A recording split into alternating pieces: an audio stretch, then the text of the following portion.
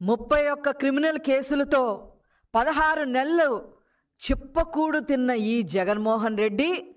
16 ఏళ్లుగా బెయిల్ మీద తిరుగుతూ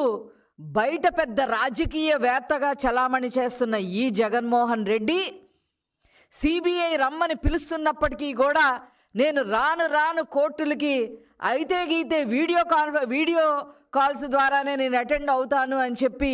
రాజ్యాంగాన్ని సైతం పక్కన పెట్టేసిన ఈ జగన్మోహన్ రెడ్డి 2014లో తెలుగుదేశం పార్టీ చేతిలో చిత్తుగా ఓడిన ఈ జగన్మోహన్ రెడ్డి 2019లో ఎక్కడ ఓడిపోతానో అనే భయంతో సానుభూతి కోసం సొంత బాబాయిని వివేకానందరెడ్డి హత్యని ఆసరాగా తీసుకొని అతని హత్య చేయించి దాన్ని ఒక ట్రంప్ కార్డులాగా ఉపయోగించుకొని గెలిచిన ఈ జగన్మోహన్ రెడ్డి శాండ్ మాఫియానే కాదు, లిక్కర్ మాఫియానే కాదు, అక్రమ మైనింగే కాదు, అత్యాచారాలే కాదు, గంజాయే కాదు, ఇలాగ అనేక అక్రమ సంపాదన గడిస్తూ చివరికి దేవాలయాల్ని కూడా వదిలిపెట్టకుండా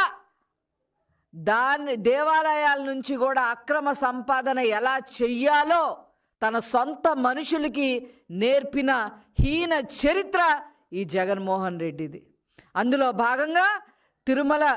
తిరుపతి దేవస్థానాన్ని కూడా వీళ్ళు వదిలిపెట్టలేదు. రాజశేఖర్ రెడ్డి హయాంలో 7 కొండల్ని 2 కొండలు చేస్తా, అది చేస్తా, ఇది చేస్తా అని పైలోకాలకి ఎలా వెళ్ళిపోయాడో ప్రజలందరికీ కూడా తెలుసు. ఆనాడు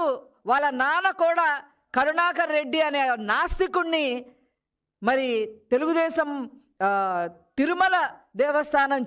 చైర్మన్గా నియమించడం జరిగింది. అదే బాటలో ఈ జగన్మోహన్ రెడ్డి కూడా కక్ష గట్టినట్టుగా తిరుపతి దేవస్థానాన్ని ఏదో రకంగా ఒక మకిలి సృష్టించాలి, హిందూ మనోభావాల్ని దెబ్బతీయాలి, ప్రపంచవ్యాప్తంగా ఉన్న భక్తుల నమ్మకాన్ని మనం తీసి పక్కన పెట్టాలి, ఏ రకంగా చేయాలి అని చెప్పి ఒక కక్ష సాధింపుగా తిరుపతి దేవస్థానం మీద కూడా కక్ష కట్టారు. దానికి కూడా